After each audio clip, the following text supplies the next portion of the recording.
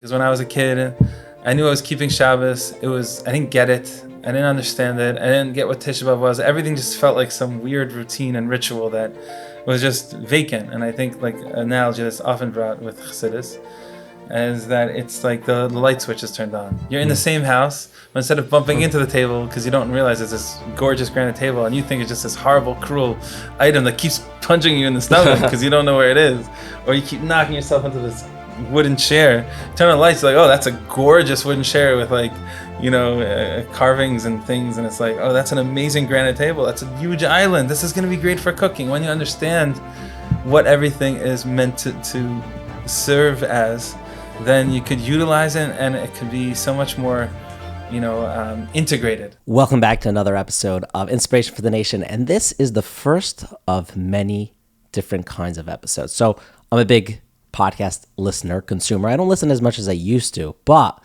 I've always tried to take lessons from, frankly, the non-Jewish podcasts, what I like about them, what I don't like about them. And I always conduct these episodes and I tell the people, this isn't an interview, it's a conversation. But sometimes it's a little hard to be a conversation because I'm asking them so much about their life and their experiences, and sometimes it flows into kind of like an interview, which is fine. But I really want to get into the crux of these conversations. And I thought, I used to make meals in Israel and I used to attend meals in Israel. There was something very special about the dynamics. You don't want to invite one couple and then another couple that just won't get along, won't have anything to talk about. You don't want to invite people that maybe are like so obvious that they should be in the same room because they're best friends forever. So that's why I'm doing these dynamic episodes. I shot a bunch of them and I'll be releasing them. It's basically, I'm taking one personality, one incredible person with another incredible person, and we're having a conversation. So it's less focused on them. I mean, there are obviously points in it about their experiences, but it's that blend that I think really creates a really awesome, insightful, and impactful conversation. So I'm starting off the release with Rav Shlomo and Rav Joey. And particularly what's very special about this conversation was that it's 2 days, we had this conversation 2 days before Rav Joey made Aliyah. I actually did one of these dynamic episodes with others before, but I figured I want to put this one out first, even though it's recorded out of order, but I want to put this one out first because you'll hear it. There's a certain energy of like Rav Joey is leaving America to Israel, and something he said to me meant a lot to me. He said, before I leave, I want to have this conversation. And we talk about the power of Eretz Yisroel, the power of oneself, the power of music. I can't even remember everything we spoke about. There's a lot in this episode, so check it out. And you're listening, so please stay listening. Enjoy it. And also, you're going to hear about Rav David M. Cohen's book. And I only take on advertisers that I believe in them. I think they're doing great things, and I think his book is great. And so go ahead and buy his book. There'll be a link in the show notes. And his ads may be a little longer than typical, but you'll hear it's kind of more of whatever. It's a mini interview within the interview. I know it's a drop longer, but honestly, by doing these ads is able to help me get more, travel more, and get more guests, and just put out more episodes. So bear with us, but it's still great. And now here's our very special conversation.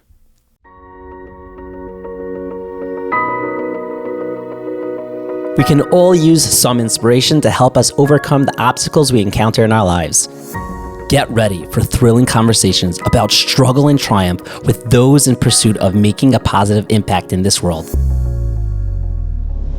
I'm Yaakov Langer, and you're listening to Inspiration for the Nation.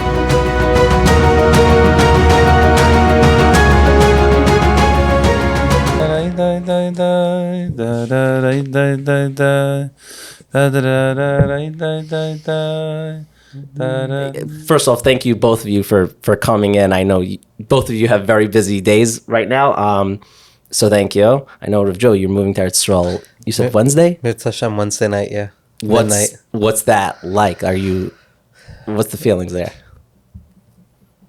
it's when you get up close enough to something that you can't see it anymore. And so right now it's like very much benachas, It's as if it's become a normal thing, going to Eretz Yisrael, but it's so big, and it's been so big. But right now it just feels like we're inching closer to the point that it's so close that you can't really pay attention to the big concepts of it. Right now it's just the particulars. So it's carrying 12 duffel bags and, getting the kids ready for camp and, making sure the water bar is, installed properly and that there's sheets. And Rabbi Nachman says in Lchaim Haran, when he was talking to his Talmidim and his Chasidim about Eretz Yisroel, he said, I mean Eretz Yisroel, mamish Eretz Yisroel, with the stones and the dirt. So that's kind of like it's much more to make sure Aliyah is going smoothly and signing the right documents. This is a question for both of you. Did you have installed from like your yeshivas, your backgrounds, that moving to Eretz Yisrael was like the ultimate? Like I went to Chaim Berlin Elementary, and like more, I don't know what it is, like Litvish, not necessarily like modern Orthodox background, where when I was in camp, it was Camp Simcha, a lot of my friends from like YU or here or there, they're always like, that's the dream. And I'm like, I want to learn there, but I didn't have as much, and I was jealous of like that yearning of like, of course I want to live in Eretz Yisrael. Like, did you have that in your backgrounds of like, of course I want to live in Eretz Yisrael? Well, I went to modern Orthodox high school, elementary school as well, and they had like Torah Mitzion Kol Lchaim, and they had guys from there, and they had girls from there, and they were very, obviously forward with that mission of every Jew should be living in Eretz Yisrael. But from my family itself, it wasn't necessarily a given. It wasn't necessarily the goal. It was a nice idea, but it's so. I mean, it's there, but there's different ways of looking at it from a Hasidic perspective. Okay, to say the least. Yeah, like let's say there's a story. There's a pasuk in this week's parsha. Ebra naver es haaretz hatova asher be'ivra Yarden hahar hazeh hahar hatov hazeh v'halvanon. So the Beis Yisrael of Ger asks, hahar hatov hazeh, like Moshe Rabbeinu wasn't in Israel, and the Sifrei says, Hahar Hatov Hazeh is Yerushalayim, V'halvanon is Eretz Yisrael. So, or it's a Beis Hamikdash in Eretz Yisrael and Yerushalayim. So the question is, he's not there. So how is he calling it Hazeh? Hazeh is something it's right in front of you. So he brings a story from the Maggid of Mezrich, and he says that the Maggid of Mezrich wanted to see where his students were holding. So he took them outside on a walk, and he said, "Where are we?" He said, Eretz Yisrael.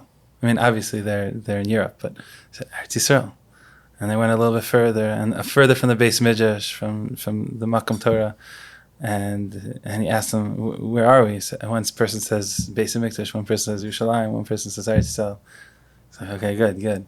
And the point was, he wanted to see, do they realize that they carry with them the air of Eretz Yisrael, that wherever you go, you can make the Avira Eretz Yisrael. So that's what I mean a little bit more, like the Hasidic perspective is that Machda, the Rebbe always said, Machda Eretz Yisrael, make wherever you are Eretz Yisrael. And there's a story from the Baal Shem Tov, it's told about different students, but I think Nachman of Hardanka, that he really wanted to move to Eretz Yisrael so badly, and he told the Baal Shem, and the Baal Shem Tov said, not this year, not yet.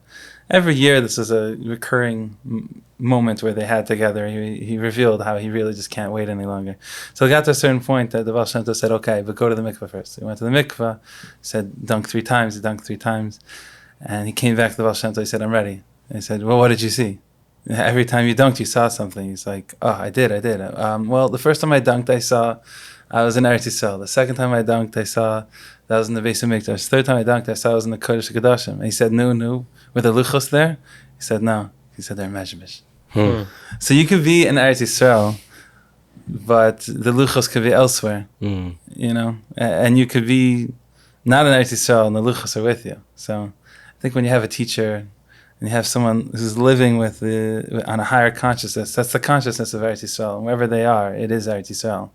That's what I feel. So That's beautiful. Bevadai. But also Eretz Yisrael mamish, and it's not in chasidus and in Kabbalah and Pnimiyus HaTorah. It's never one or the other. It's elu v'elu divrei Lchaim, which means that in any machlokas, in any tzad of an experience, Eretz Yisrael mamish or Eretz Yisrael in the bechina of Eretz Yisrael, which is also Eretz Yisrael mamish because you could be mamshech the or of Eretz Yisrael into that place, but it's about being there and not being there, being there and not being there, being there and not being there. Because even when a person is there, they're not there. An idea that I've always been so interested in is the fact that if you're making Seder in Yerushalayim, you're still saying Lashana Haba Yerushalayim Habnuyah. Meaning that Eretz Yisrael is such a place, and I'm not going to Yerushalayim. Where are you going, by the way? We're moving to a community called Mishkafayim. Mishkafayim, right off of Ramat Beit Shemesh Aleph. It's a small community that started kind of Anglos in between, betwixt and between the two polarities of what seems to be so frightening about Eretz Yisrael. I'm going to be living on a street called Rehov Rav Kook. Oh, wow. Okay, so you're okay. 2-4 Rehov Rav Kook. And Rav Eisenstein Shlita has a shul there, Beis Medrash, that's also a shul, is the way he put it. So it's a Makom Torah. I'm going to give Shirim and Agadata. And so Mishkafayim. And but obviously, to make it happen, to make Eretz Yisrael happen, a person has to have a spouse who's mamish, doing everything, taking care of everything, because without that, there's no binyan of Eretz Yisrael. When I got the schus of learning Eretz Yisrael for 4 years as a bacher, and I was there 2 years married, and my wife went to you for Shabbos once. No way. Really? Yeah. Interesting. Okay, nice, cool. I think you're living in a Madish school or something? No, I lived in Arze. Maybe a different. Maybe Arze. Yeah. Interesting. Yeah. Okay, didn't know that. Fun fact. So I was there, and we had Shlomo's wife. It was great. So we were there, and the way I describe Eretz Yisrael, I don't know if it's the right terminology, but it's how I like. There's something magical about Eretz Yisrael. Like, that's the word I would use, magic. And I found that when I came back here during Bein Hazmanim, there's a lot of back and forth, 4 years as a bacher there. And I always felt so out of place in America. And I just wanted to go back. And I was always so worried that when I get back to America, like, I don't know if I'll, be able to stay in Eretz Yisrael. And in the end, I was my life is here right now, as of now, but I was so worried, and I look back and I'm saying, it's not as bad as I thought it would be in a certain way, and maybe this is like, maybe I'm saying something here, or maybe I don't know. There's something about, and maybe this is the presence of Eretz Yisrael, like being present. I think whenever I was back and forth, I was never able to really just tap into like, okay, here's where I am, and like settled in a certain way. And now that I'm here, I'm like, okay, now I could build my life in a certain way. Obviously, I want to be in Eretz Yisrael. It's amazing there, but I'm able to tap into that, I think, Kedusha or that magic because I'm like, okay, I'm here and like striving in a certain way. I don't know if I'm saying anything. I don't know if I'm saying it's kfira. No, you're saying wherever you go, there you are. Yeah.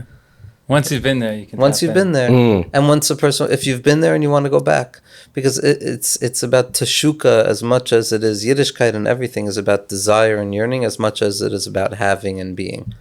Like, it's not a one-time aliyah. Like, if someone's making aliyah, it's not a one-time thing. It's every day you have to be a perpetual dance. Yeah, you have to go up and up every single day. And yesterday's Eretz Yisrael is Chutz La'aretz Klape today's Eretz Yisrael, and yesterday's Chutz La'aretz is Eretz Yisrael Klape. So America.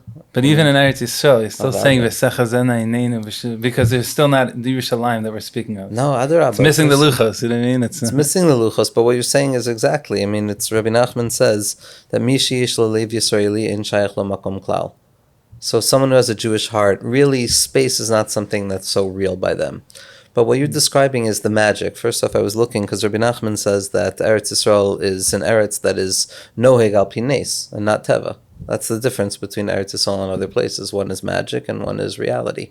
But it's but Eretz Yisrael is mispashet, right? We spoke about the Jikavarav, the Imrei Noam said on Shavasar B'Tammuz that the breaking of the walls, the breaching of the walls of Yerushalayim is really an or that comes from the future, because La'asid Lava, there are not going to be any walls that block out Yerushalayim from the rest of the world.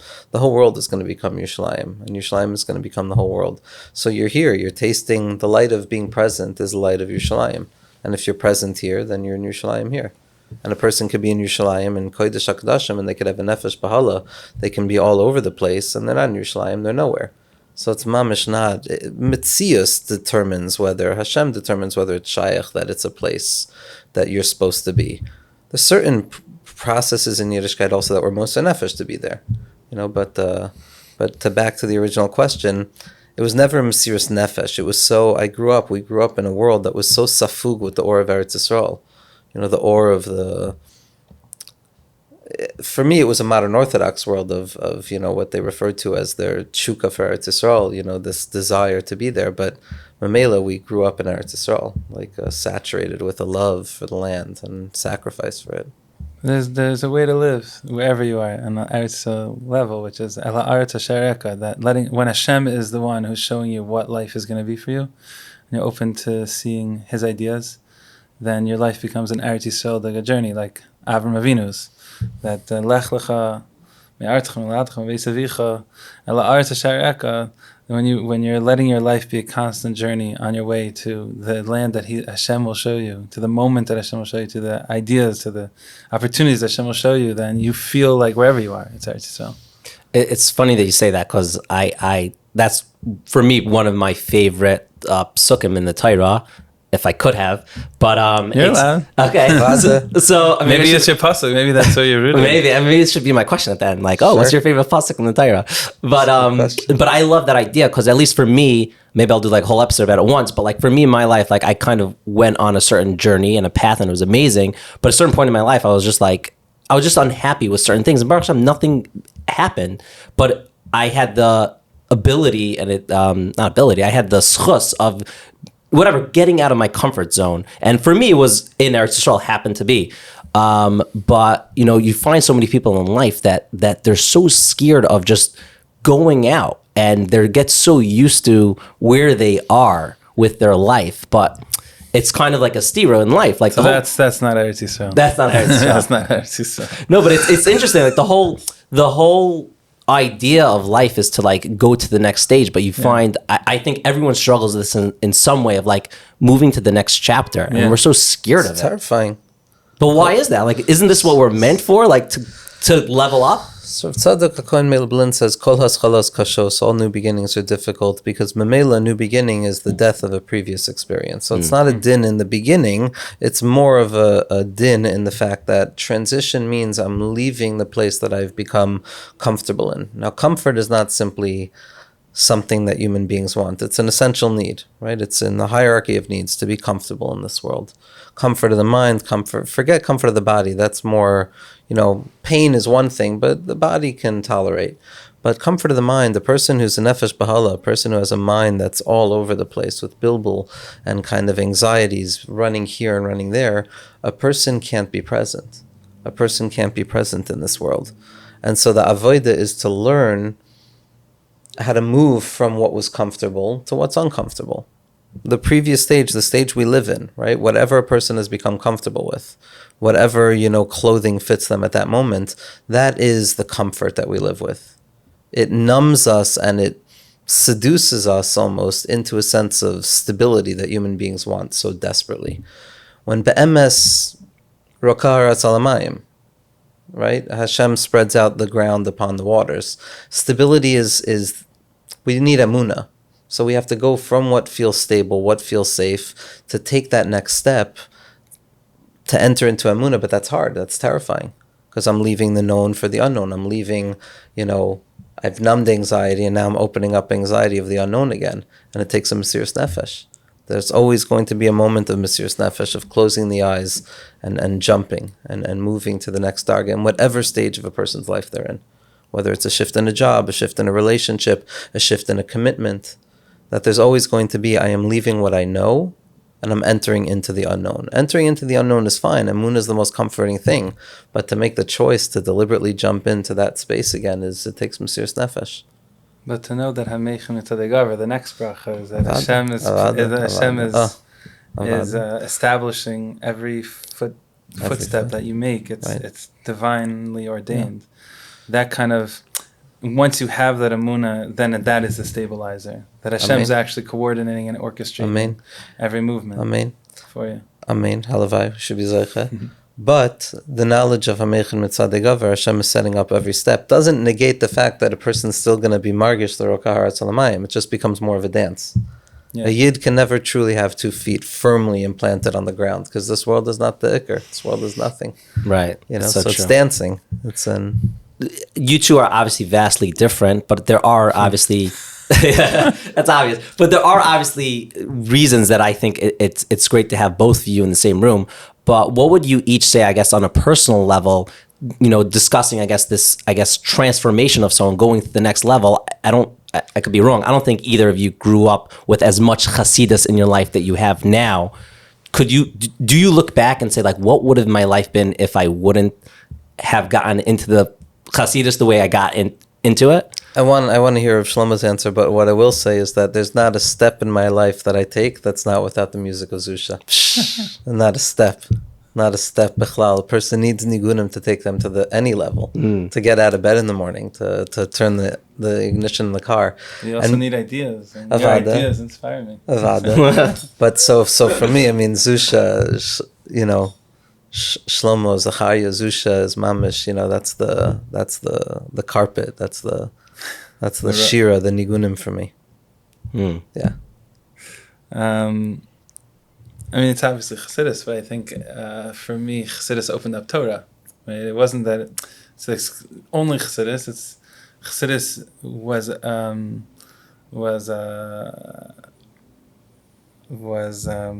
the gate opener for the realm of Torah, because for whatever reason I was learning in school, the system that they had set, the curriculum that they had set, and it was very stiff and it was very rigid. And then I met this rabbi that my brothers introduced me to, Rabbi Shmuley Brody, and from there, we went to the mikveh, we davened, and we went to the mikveh. Then we learned for like a few hours, and we went to like a 9 a.m. minyan in town, and it was like, I don't know what we were just learning, but that was so much different than what I've been learning in school, and it was so much more informative, and it felt like the conversation that I personally feel engaged in.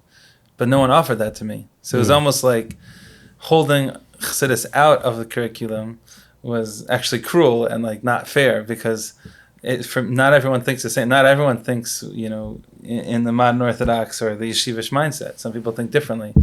So finally, when someone showed me that, then I had more interest when I went back to school, and I tried to get them to teach it, but they were so rigid, they didn't realize that I'm going to your school, but you're not creating a curriculum that applies to my mind, and Chanuch L'nar Al Pi Darko.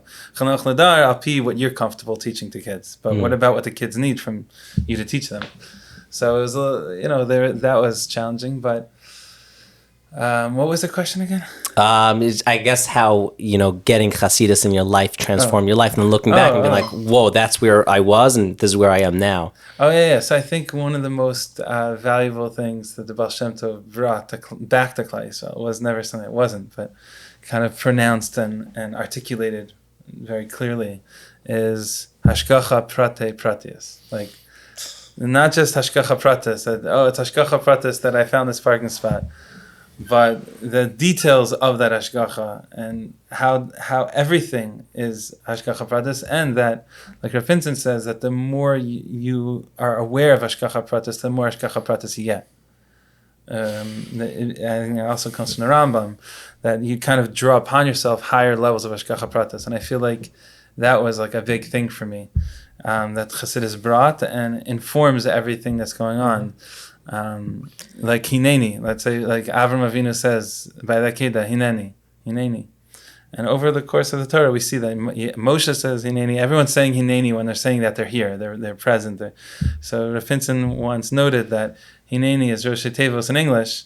Here, now, new, you. Here, now, new you.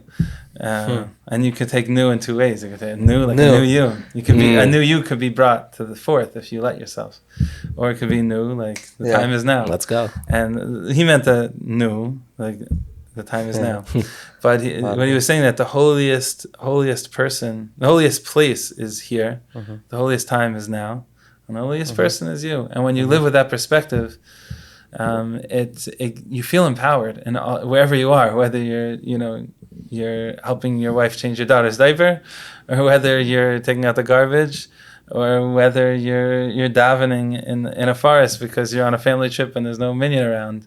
You feel empowered because you feel like your avoda actually matters. I was actually in the car with the Uber driver that you got for me, and she was I asked her, what do you listen to? After I finished davening, I asked her, what do you listen to on when you're driving? She said, music, but mostly podcasts. I'm like, what type of podcast? She's like, spiritual podcasts. And we had a whole conversation. Hello, hook her up. This is great. I don't know if she would enjoy We had a this. whole conversation, but the main thing I was trying to convey was that it's important. She said, it doesn't matter who the creator is. I was like, the more you know who the creator is, the more intentional you can be about your life, the more responsible you can be. But also, like, and with a responsibility, everything you do matters. How you tie your shoe, and how you put on your coat, and how you do everything becomes valuable. And that's what I was trying to convey to her, that there is value in knowing who the creator is, because if you don't know the manual for your car, you might crash. It's not if you don't understand the genetic makeup and how things work, then. So I think that's what chasidus brought, because when I was a kid, I knew I was keeping Shabbos. I didn't get it. I didn't understand it. I didn't get what Tisha B'Av was. Everything just felt like some weird routine and ritual that was just vacant. And I think, like, an analogy that's often brought with chasidus is that it's like the light switch is turned on. You're in the same house, but instead of bumping into the table because you don't realize it's this gorgeous granite table and you think it's just this horrible, cruel item that keeps punching you in the stomach because you don't know where it is, or you keep knocking yourself into this wooden chair. You turn on the lights, you're like, oh, that's a gorgeous wooden chair with, like, carvings and things, and it's like, oh, that's an amazing granite table. That's a huge island. This is going to be great for cooking. When you understand what everything is meant to serve as, then you could utilize it, and it could be so much more integrated. And I think that's what I didn't have, the integration, doing all these things, and it might have all been the same things I'm doing now, but I didn't understand how they're integrated and how they're in conversation with one another, and how it's all part of one thing, and how all these little things in life really bother me. Like, why do I have to go take out the garbage for my mom, or why do I have to help clean the dishes, or like, all these little details had no value. But with Here Now You, it's like, here's by the sink is the holiest spot in the house right now, and and right now at this hour that your mom asked is the moment to clean it. And when you're doing it, your mom is doing it by the space of mikdash. Wow, like, that was like a game changer for me. That sounds like a game changer. I love doing dishes now. To follow, because I think it's a really, really essential question ultimately of where does chasidus come from, and what does chasidus do? And I think you said before, if you're able to, with regards to what you were describing about Eretz Yisroel, saying it's magical, and you said, I think the lashon was, if I'm able to say that, and the whole answer of chasidus is that avada, you're able to say that because Eretz Yisroel only exists for you. It's you. Each person is an olam maleh, and this is not a chiddush of chasidus. It's a chiddush of Kabbalah. It's a chiddush of the Arizal, of Rabbi Shimon Bar Yochai, of Moshe Rabbeinu, that each person is the world. Gam ha'olam nasan b'libam. The entire world is in your heart. What chasidus does is it shows us that it's not so much the outside is the ikar and the inside is just an incidental way of processing the outside. The inside is the ikar and the outside is just a totza'ah, an expression of how you're processing on the inside. Now, the status of the outside without the inside, meaning the status of existence without my contemplation of existence, that's a particularly important question, because not everyone is a Lubavitcher Chassid who's being misboinen and contemplating the divine creation and the energy sources of all things all day. Most people are a nefesh bahala running around in the shuk, without a head. And so the question of what is the status of the outside reality, that's an important question. But the ikr that chasidus, and it's true for the Vilna Gaon also, once you learn the Vilna Gaon through the Baal Shem Tov HaKadosh, meaning the Vilna Gaon is part of the Baal Shem Tov HaKadosh. The Baal Shem Tov is part of the Vilna Gaon. It's all Nishmas Yisrael. It's all the collective expression of the Torah HaKadosha from the Das of Moshe Rabbeinu. But what the Chasidus does is it says, focus on the inside, because you're there and you're everything. Like Hillel Zakin says, Manikan HaKol Kan. If I am here, everything is here. That's not an egocentric, solipsistic perspective. That's the Metzias. That's the ontological reality that all that exists is me. As Memela, you're peripheral in my life. You're peripheral in my life. World is periphery to me. I have to understand that that's true for each and every person simultaneously, so that I don't become an insane person. But Chasidus allows us to sit with our thoughts and stop trying to control the outside of reality, because you can't control it anyway. So focus on what you have some semblance of control on, which is neshama shenasata bi tahirahi, my mind, the way I think. And memela, wherever I go, there I am. I determine the reality. Chasidus allows us to realize that I'm not trying to learn up and understand reality. I am trying to learn how to inform reality properly. I'm trying to learn how to be present with myself. And it's exactly like Rav Pinson Shlita is saying, that obviously I'm saying that nekuda, hineni. Rabbi Nachman says in Torah Vav, this is known as the Torah of Tshuva, this is like the letter of Elul. And it asks the question of what is tshuva? What does it mean to be about tshuva? What does it mean to be perpetually moving from the edge of the previous experience towards the beginning of the new experience, which is a process in tshuva, which is mimamakim, screaming out to HaKadosh Baruch Hu from the depths. So Rabbi Nachman says as follows. He says, the secret of tshuva is the secret of eheke. It's the secret of eheke. I will be. I will be. I don't know what is, but I know that I will be. Hameichin mitzadei gaver. And Zakt Rabbi Nachman, El Haaretz Asher Erecha, I will be. I am prepared. What does the shem eheke mean? Ana zamin lemeheve. Ana, I, zamin, am prepared right here, right now, lemeheve, to be. I am prepared to be. That is the patience necessary for being Zoicha to Geula in this moment, to Geula in the next moment, of being prepared, open to it. And again, but what Rav Shlomo is saying is the Iker is the power of it. So power. We're Shluchim. Because we're Shluchim. We're Shluchim of HaKadosh Baruch Hu. Shluchim of HaKadosh Baruch Hu, Shliach Shalom Kamoso. Memela, when a person gets out of their way and stops questioning their own ego rights to be this person, to do this, and we allow ourselves to be shluchim for HaKadosh Baruch Hu, as Mamela, HaKadosh Baruch Hu runs the world the best way possible. So it's a question, Chasidus also teaches, the only way to truly become who you are in this moment is to get out of the way. Is to quiet it down. You can connect it even higher, Joey. You could say that I am a shliach of the world beyond time for this moment in time, and I'm a shliach of all neshamos, b'shem kol Yisrael, for this b'shem kol Yisrael, to exist all as neshamos. one person right now. Yeah. All Nishmas Yisrael. And I'm a shliach of all space to make this space a good one. Yeah. And when I'm watching Netilas Yadayim, when I say L'Shem Yuchad Kudshe B'Richu B'Shchinte B'Dechilu V'Rechim L'Yachid Shem Yudke B'Vavke B'Shem Kol Yisrael. B'Shem Kol Yisrael means every Yid that never understood what Netilas Yadayim was, never had the schus to understand what Netilas Yadayim was. Every Yid who doesn't want to know what Netilas Yadayim is, and it becomes, I'm drawing it down into me. I'm not a maniac now. I'm taking care of everybody else. Who am I? I'm as those people who are far closer than I am, that's for sure. I'm at the end of the table.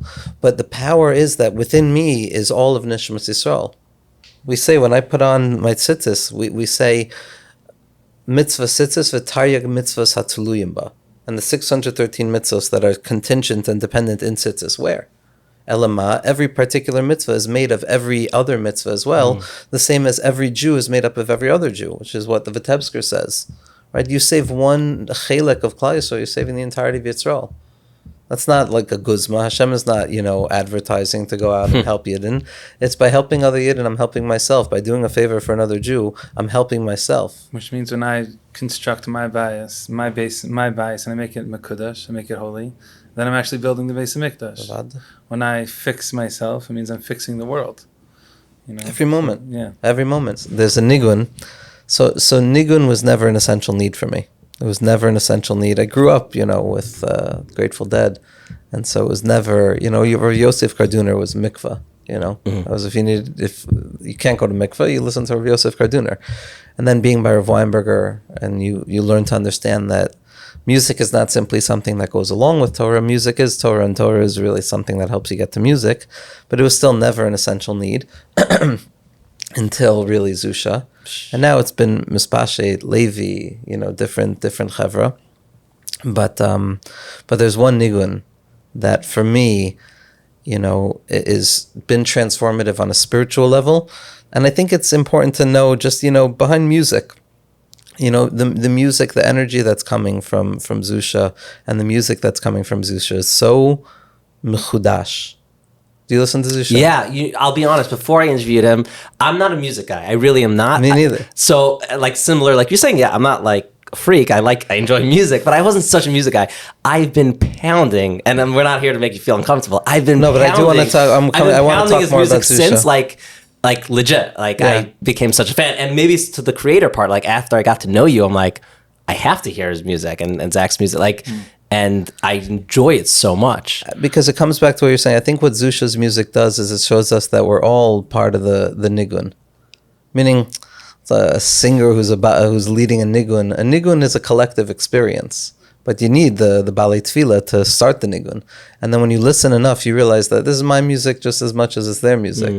That you very rarely meet the chevra who are feeding off of, what the Welt needs at this moment. I did online once, I did a whole review and interpretation of the covers of Zusha albums and what they meant to me.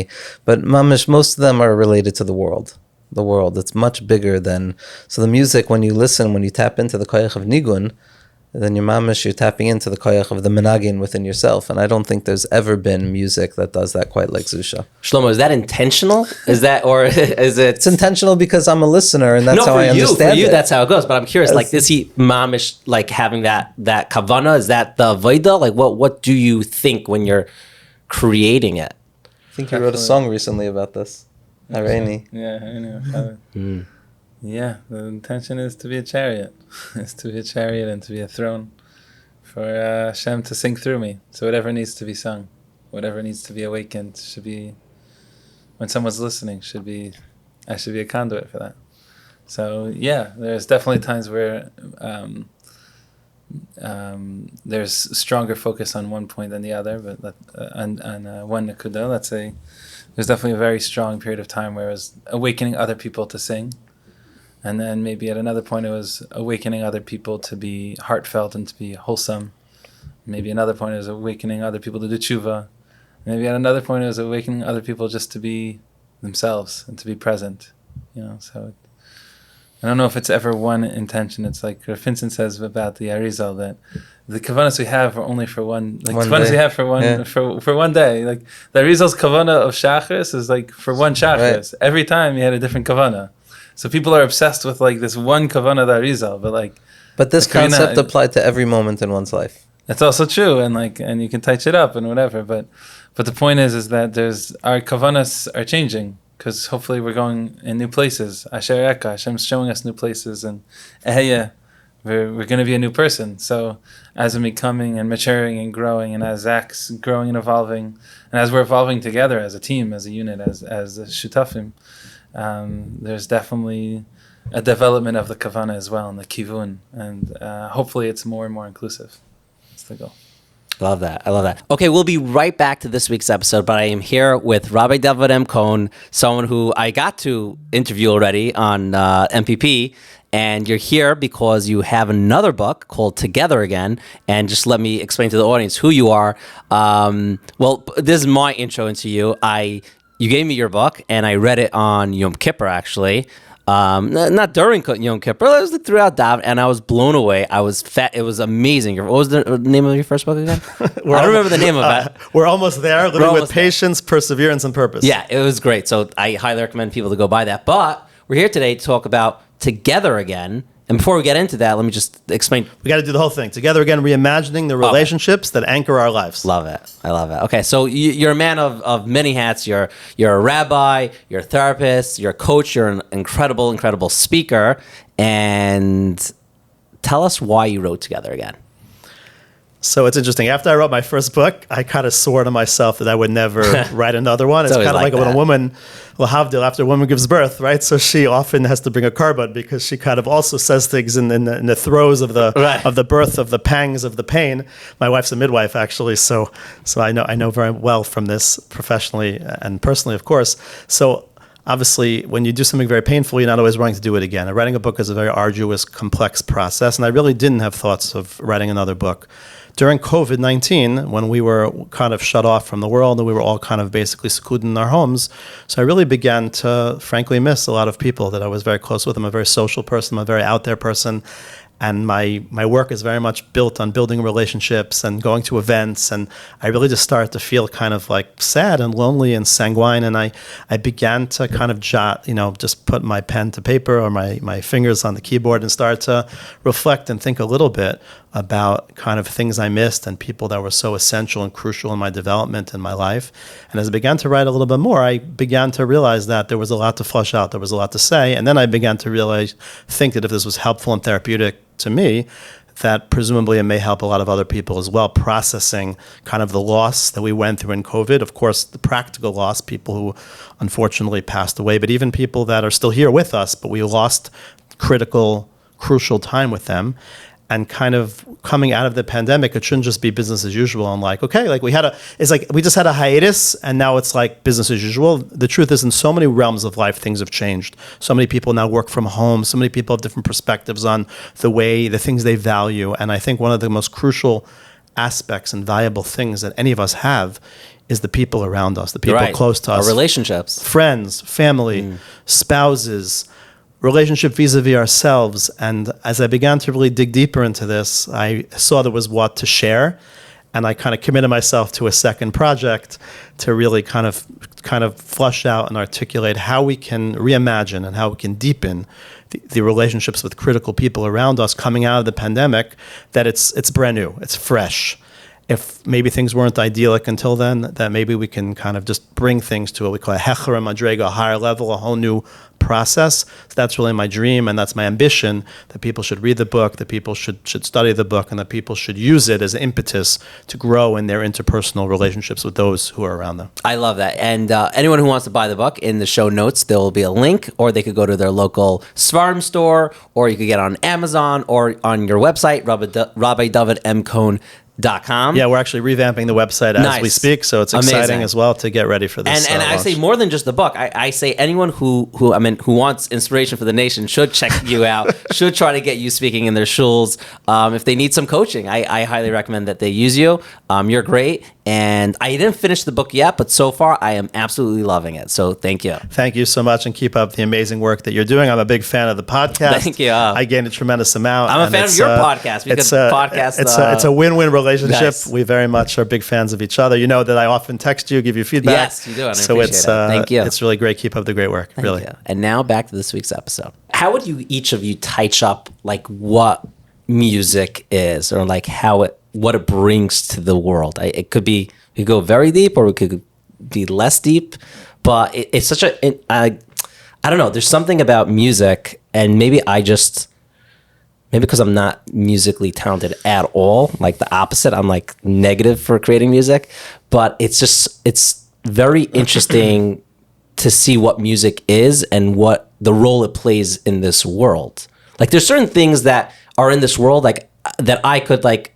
Again, I don't know what I understand or what I don't understand, but like it's very logical to me. Like, okay, trees and fruits, and I get that. But like music, like the background music of life, like what is that? So the Lchaim Shebavachaloima and the Mittler Rebbe both express this explicitly with regards to, the Shira of the Bria, Shira Sabriya, Pirkei Shira. And really ultimately I think, and I'm not a musician, Bichlal, although, I would like to, some of the way that I tend to learn Torah and understand Torah, I would say is no different than music.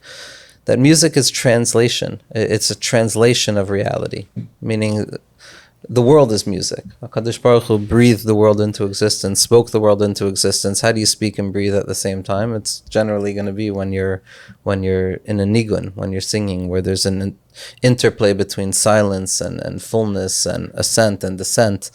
But I think that music is a way of stopping to try and label and try and determine exactly what the definition of this or that is, which is what language has typically become, and music is more of a willingness to flow to the point where a person themselves becomes the music. Lahavdil, it says Bahaya Kemenagin Hamanagin, that when the Baal Menagin would become the nigun. But there's also Lahavdil by Jerry in the Grateful Dead, there's a song where the music never stopped, where it says, in the beginning it says, and the band was playing music, and then the next stanza is, then the music played the band. And it's mamish, a person becomes the instrument through which, Bria breathes itself. And so Shira is also the subjectivity of it, the subjectivity of experience, the willingness to recognize that not everyone has the same nigun. Not everybody has the same definition of what this or that is. The Piyasatzner Rebbe Hashem Yom Kandama said that to sing someone else's nigun is to just imitate, is to mimic, and that's not okay. We could all be good painters, by copying things, but music, creativity, chidushay Torah, the way a person deals with their family and their experiences, that's all part of their individual nigun, and it comes specifically from the world. That's what I would say about music. Shlomo, how about you? How would you touch it up? What music is? I think you could look at it from all the Targum mitzvahs. So you could look at it in so many different ways. But I think there's a chiluk between music with words and music without words. I think that music without words is dealing with a more unified space, because you're not articulating with the 5 different cuttings of the mouth, the palate or the throat or the cheeks or the teeth or the tongue. You're just communicating the allness of you. And then when you're using speech, I think you're right. It's like a translation, because it's like the Tamei Mikra, like it's the cantillation marks above every word in Torah. There's no word of Torah shpichsav, the written Torah, without music that goes along, because the music helps translate. I like what Pinchas of Karet says. Pinchas of Karet has a section on music, and over there he says that everyone has an inner. He says that when someone sings nigunim, when a person sings a nigun, they're destroying klipos, they're destroying the husks of reality, and they're getting to the innerness of reality. And he says, how does this work? And he basically says that every person, just like there exists Gan Eden and Gehenna outside of oneself, there's also Gan Eden and Gehenna within oneself. The resident Gehenna and the resident Gan Eden.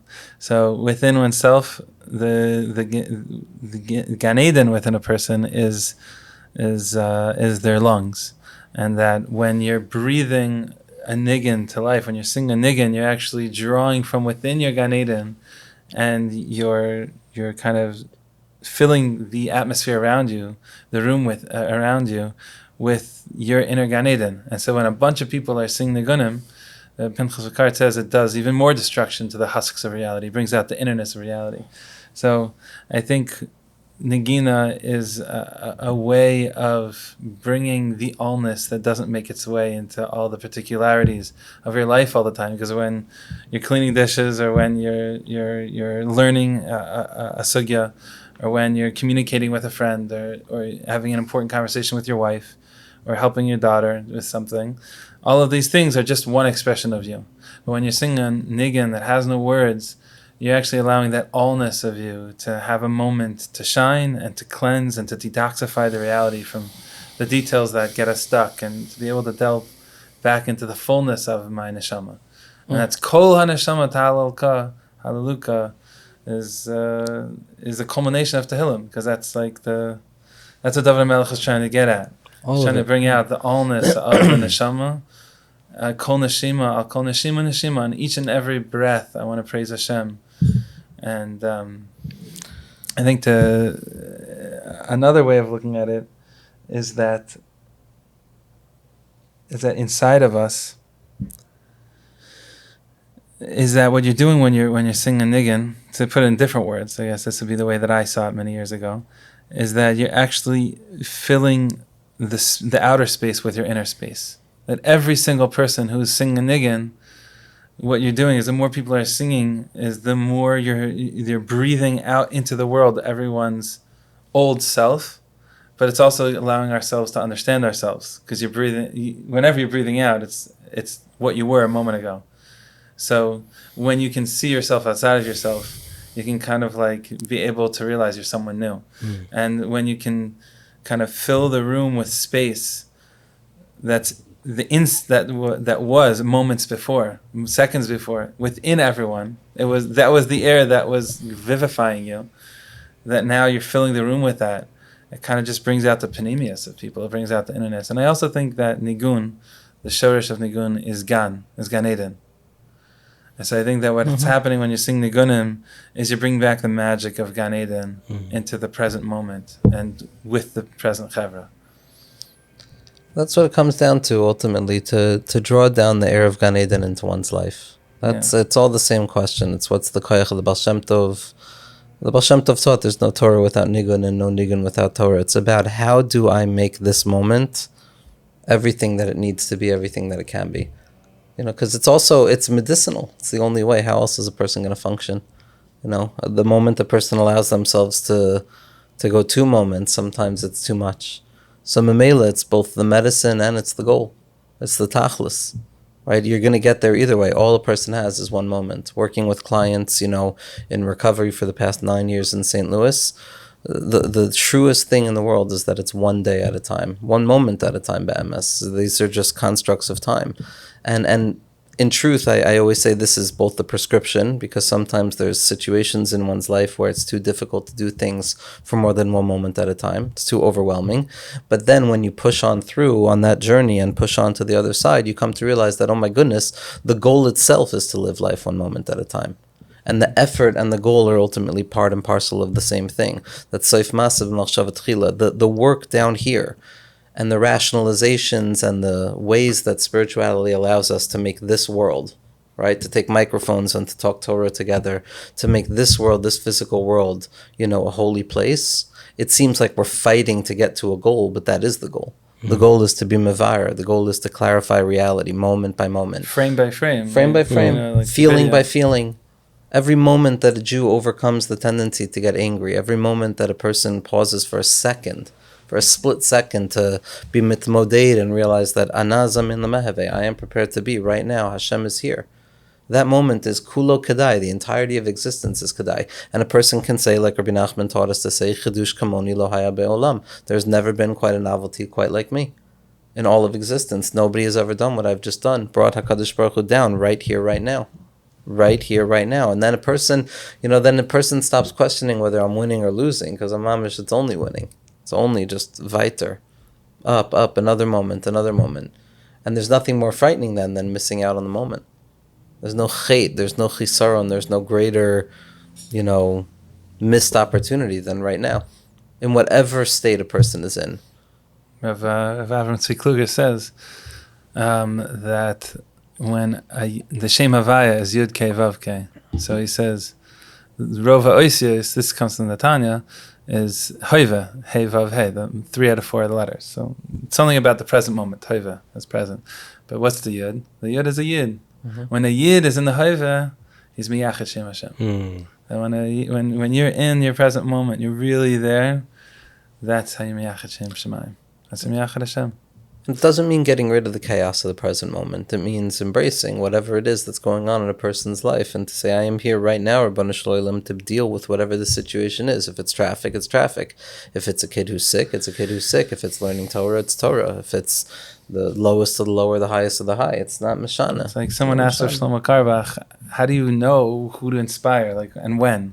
You want inspiration for the nation, but you're filled with in a room with people at one moment, at one time. How do you know who to go to? It's like whoever's in my Dalet Amos. Who's nearest in my proximity. Yeah. Rabbi Nosson asked Rabbi Nachman once. He said, Rabbi, what's the most important avoda that you do? He says, what I'm doing right now.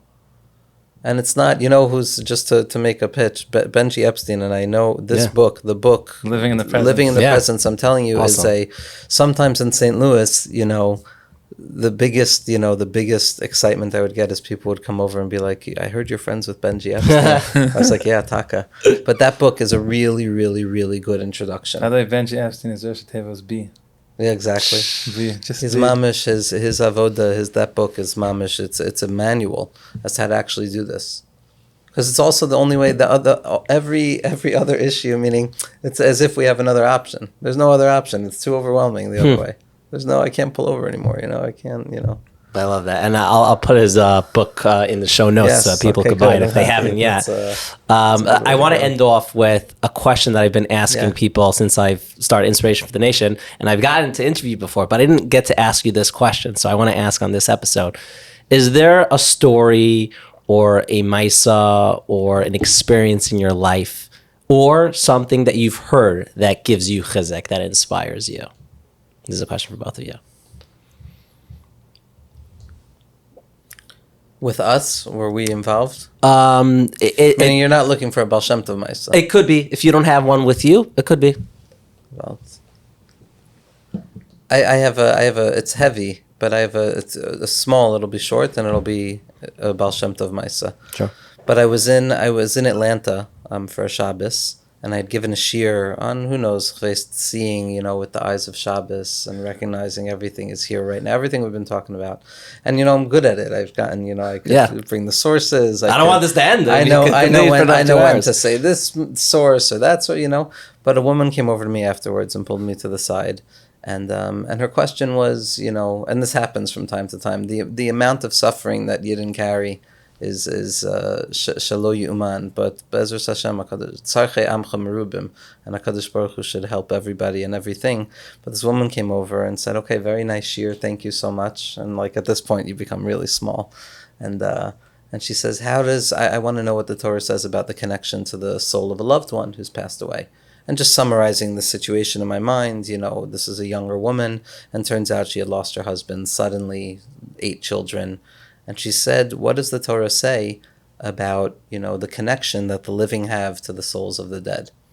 And so I sit there, and my mind is running. I can answer such a question. Ultimately, it would be, I have absolutely no idea. You have to ask your local Orthodox rabbi. Right.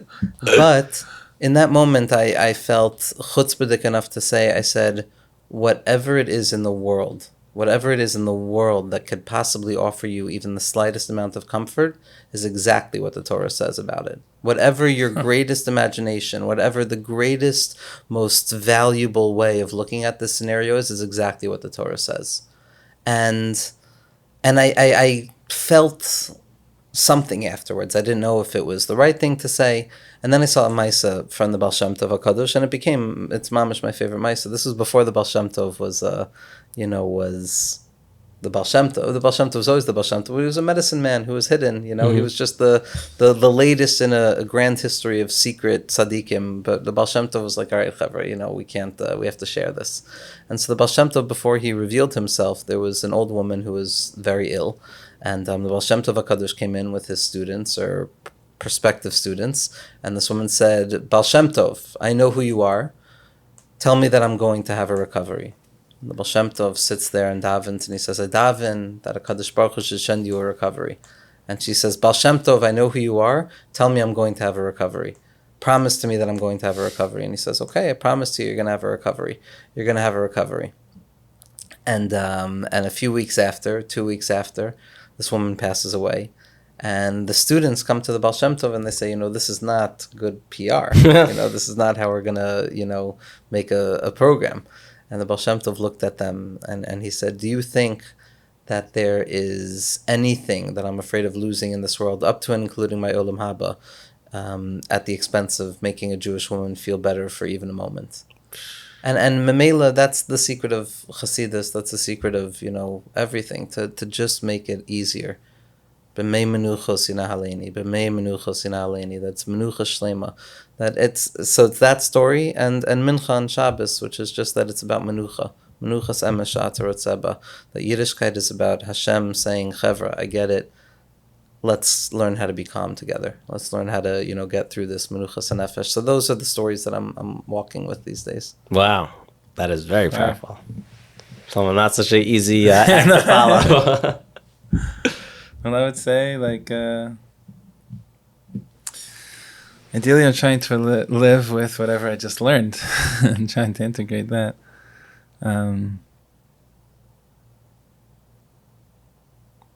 There's a powerful story from Chidush Yarim. He says, well, he doesn't say, but it's brought down in the book that it happened as follows. It was Parshas Re'eh, and there was a student who was at his doorway, watching him, observing him, and it was for an extended period of time, maybe about an hour or so, or half an hour, and the Chidush Yarim was in his office studying, and at a certain point, he lifts up his head. He says, I see you've been here this whole time. I'm curious what drives you to stand observing me.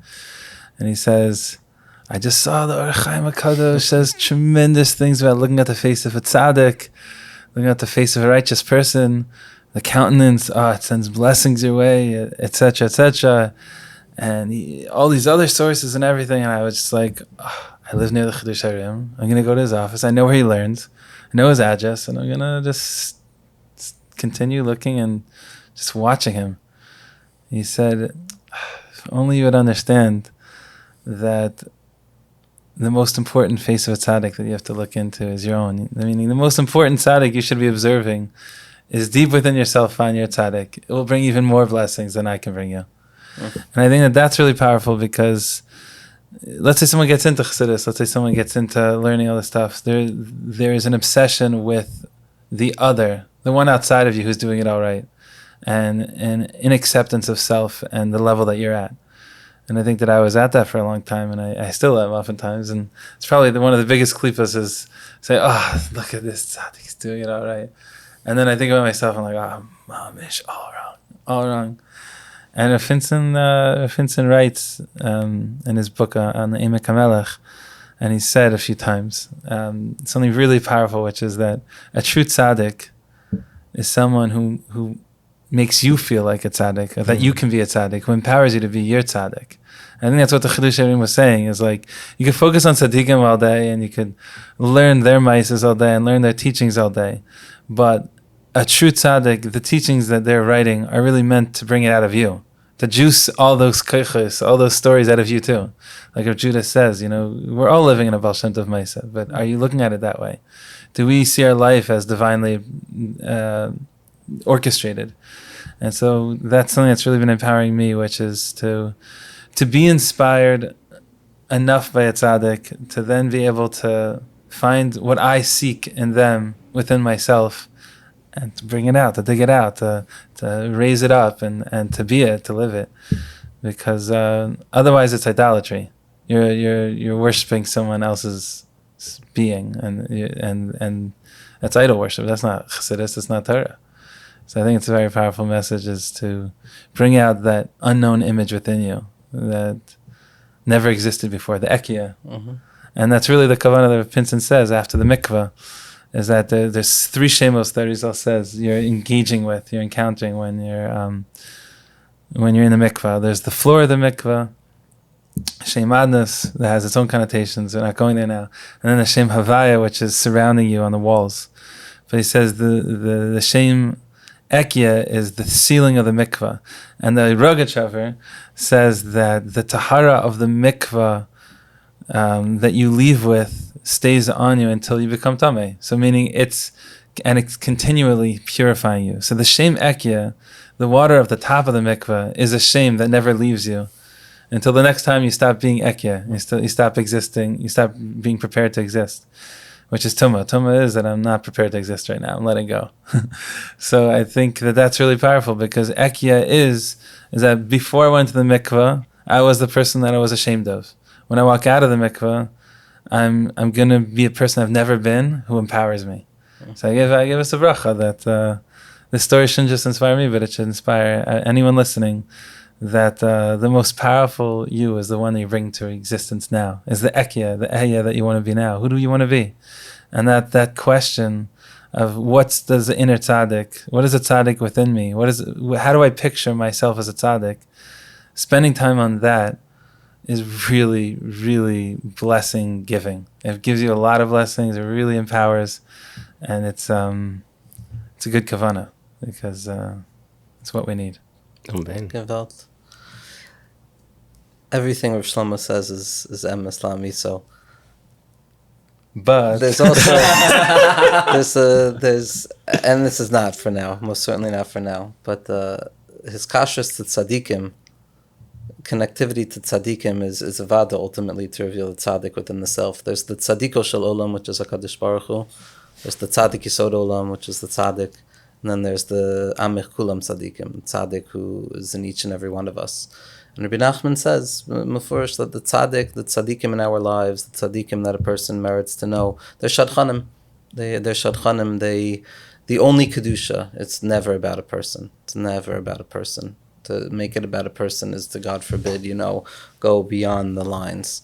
It's about hashras hashchina. It's about connecting to HaKadosh Baruch Hu wherever and whenever a person is. And it's about iskashrus to all of the tzaddikim, to Moshe Rabbeinu within us. We're Moshe. Chazal say, I could say, what's up, Moshe? And that's going to be, a normal way to relate, because we're all just the expression of Moshe Rabbeinu. And most people who feel that, Baal Shem Tov, tzaddik, this, that, I said, first and foremost, before we even begin the conversation, let's look in the psukim. And the first pasuk that a person has to understand is Vayamida B'Hashem u'b'Moshe Avdo, that there are always those neshamos that HaKadosh Baruch Hu plants in each generation, like the Baal Tanya says, Shatlam B'chol Dor V'Dor, that are different. It's a different role. It's a different conduit of spiritual influx, of Torah, of Tefillah. And Baruch Hashem, we live in a generation that is populated. We live in a world that has been populated. The greatest thing in the world is to go to Kfarim, because you realize that these tzaddikim lived here. They breathed the same air. They ate the same kind of food. They had their feet on this ground. But then you know what you realize? Moshe Rabbeinu did also, and Har Sinai was here also.